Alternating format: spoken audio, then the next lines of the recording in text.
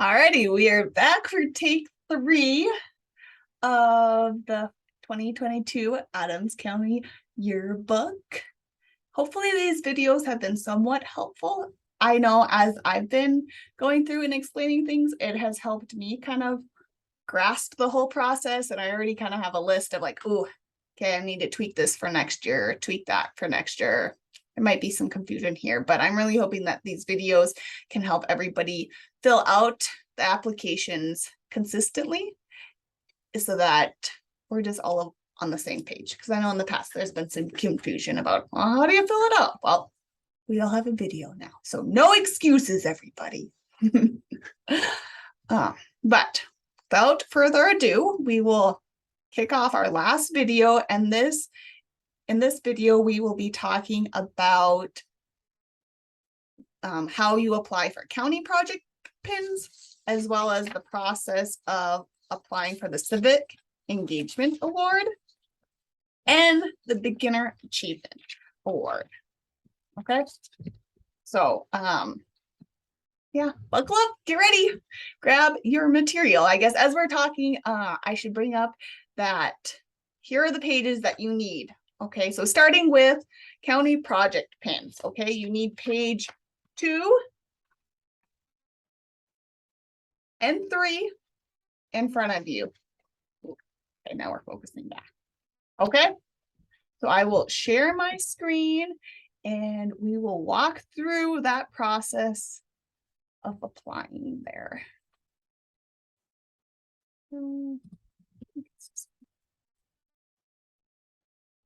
And here we go. So I need to scroll back up, get on to page 2, county project pin. Now, a project pin you can apply for in a specific project area. And so examples of project areas that you can apply in is beef, sheep, swine, chickens, all those livestock project areas.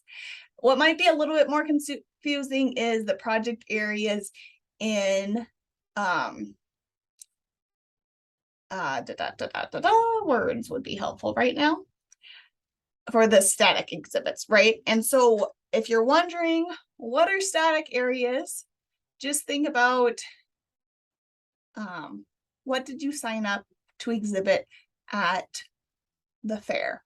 So for example, if you exhibited something and signed up under the food and nutrition project area and you exhibited brownies, that's a project area, right? Knitting, that's a project area. Drawing, just think about those different areas. If you brought a photography project for a couple of years or exhibit, if you brought a knitting exhibit, what have you exhibited at the county fair? And that falls under these different project areas. So if you have questions, I get this part can be a little bit more confusing, but give us a call. We can walk you through it. We don't want this to be a hassle. We want kids to be able to apply for these project pins and be proud of their accomplishments over there.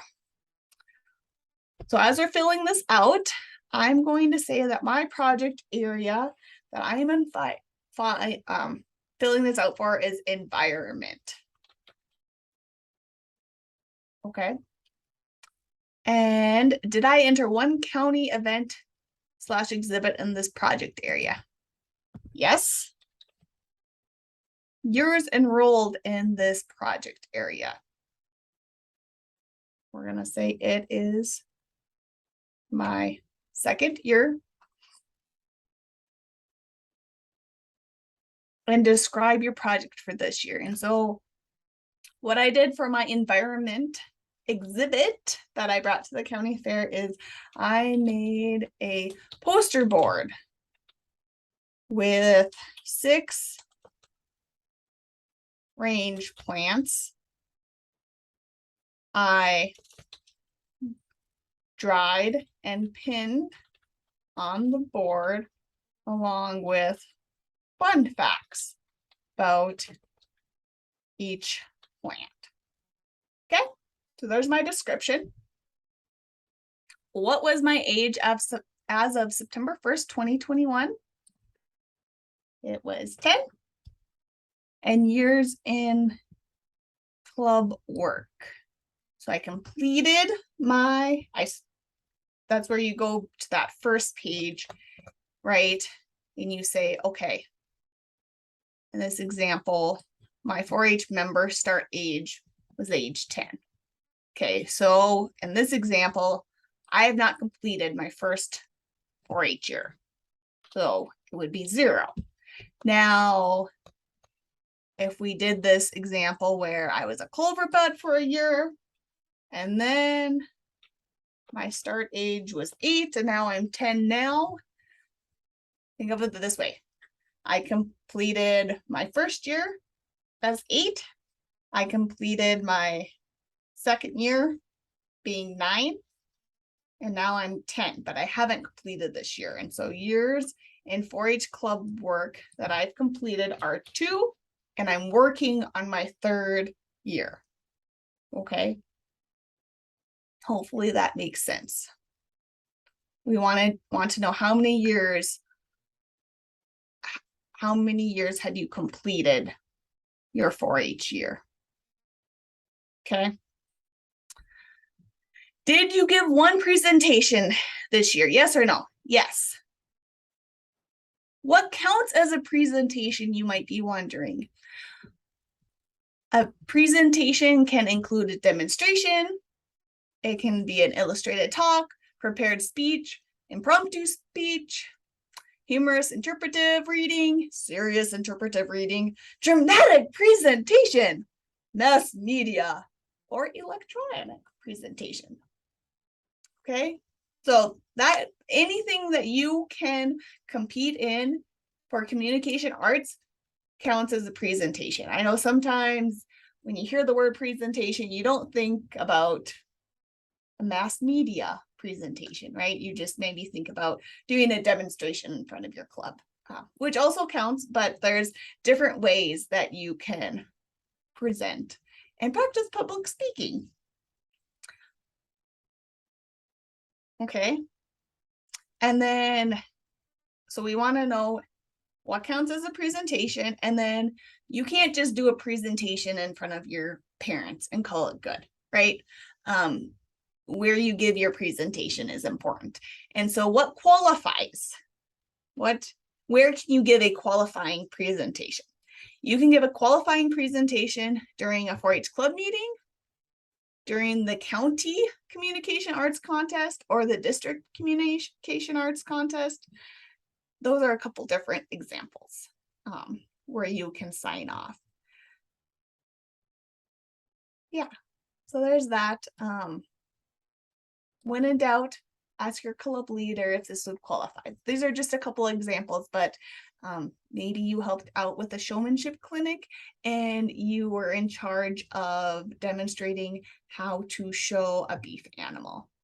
I would count that as a qualifying presentation, but we want it to be tied to 4-H, and we want a 4-H leader that would give you the thumbs up and be like, yep, nope, that would count as a presentation. Okay. In the past, I know that the presentation has had to relate to the project area that you're applying for. Again, we want this to be open and easier for kids to apply. We want to encourage kids to apply for these project pins. And so it doesn't matter what type of presentation it was, as long as you gave a presentation this year, that's all we care about. Okay, and so I'm going to say that I gave a presentation. I did a demonstration that about the Charleston. I taught people how to do the Charleston.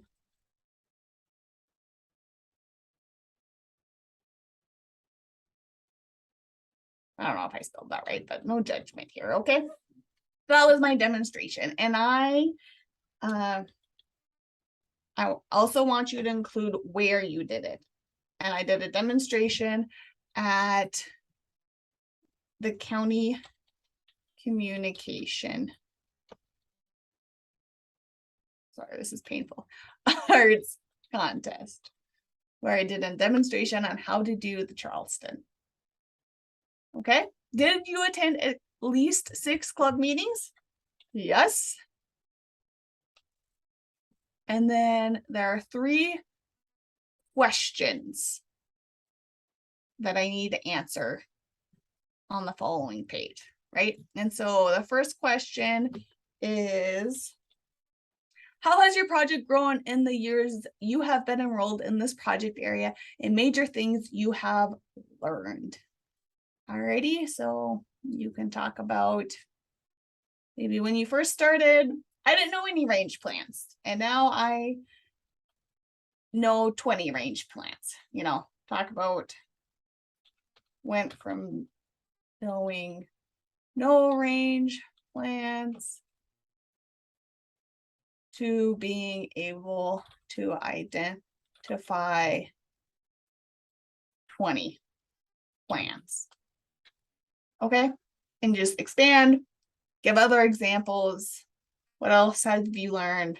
Blah, blah, blah. Okay. Question 2, how will you continue to grow your knowledge in this project area? So how will I do that? Maybe I plan on attending range camp.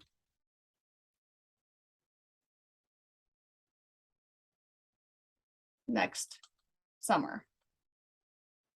And I want to help my extension agent with pasture walks that she does in the summer. Okay. 3, again, just expand. How do you want to learn more? Are there mentors that you can work with? Are there books that you can read? What do you want to do to learn more about in this project area? Activities you have participated in on a club, county, and state level, which relates to this project area. So I can say regional range judging contest, and include what years you did that. So I did that summer 2022. Okay, pasture walks, and I participated June 2021 and 2022. All right, so just kind of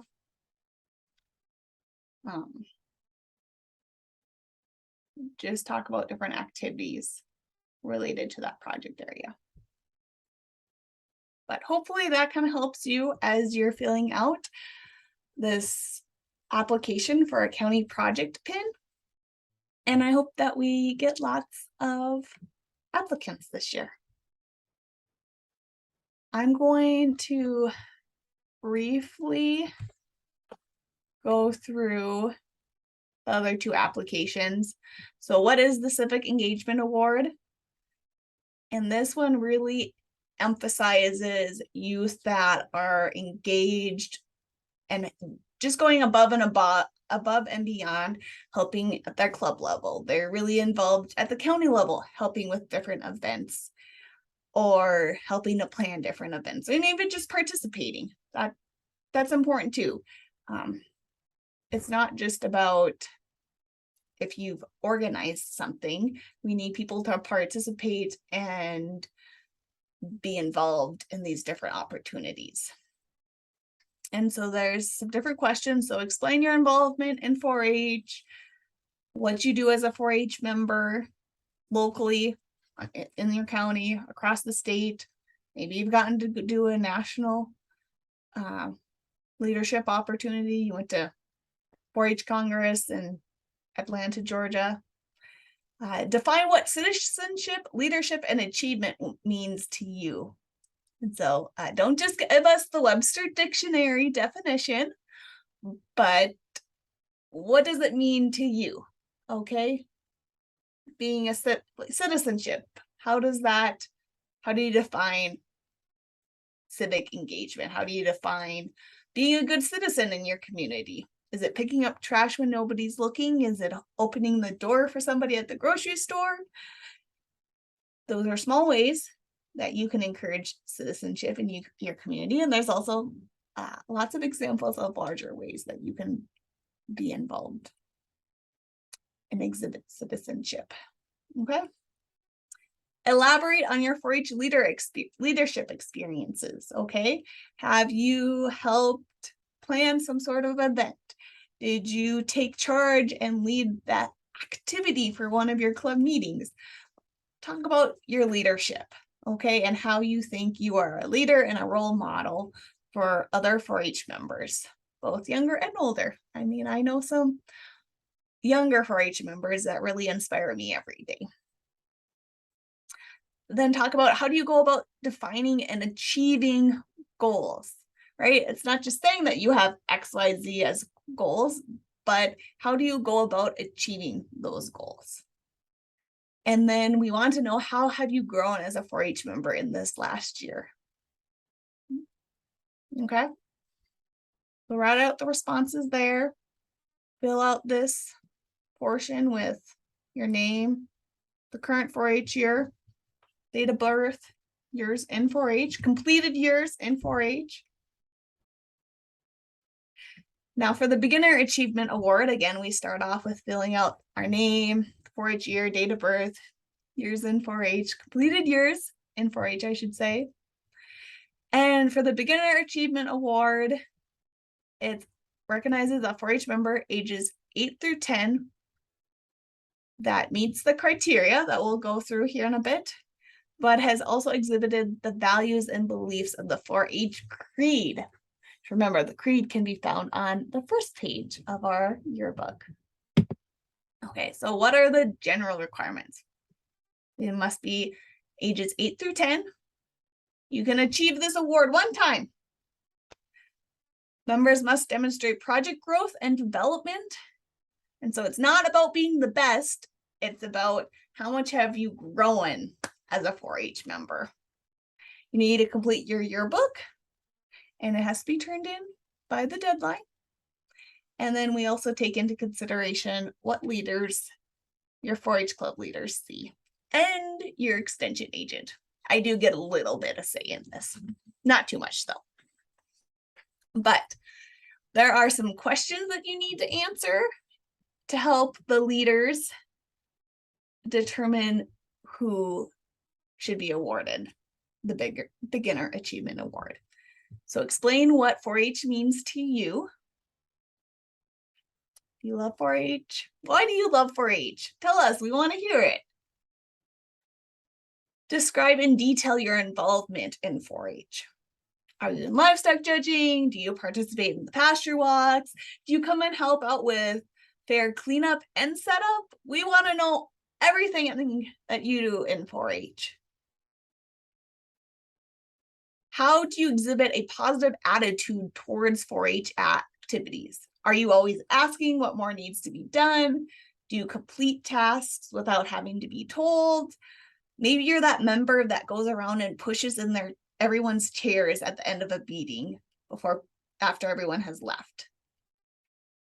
There's lots of different ways that you can have a positive attitude. It can be vocal, and it can just be about your actions and how you treat others. Explain how you have grown as a 4-H member during your time in 4-H. Maybe you remember being a clover bud and being really shy and not wanting to talk during meetings, and now you feel more confident to lead the pledges. There's different ways that you can express how you've grown as a 4-H member. And then write out the project areas that you signed up for in the past year, and explain how you explored and learned about those project areas. Did you, if you baked brownies, for example, did you just bake brownies the week before fair? Or have you been baking brownies all summer? Have you been trying new recipes? Did you try the box recipe and then compared it to a homemade brownie mix recipe? Did you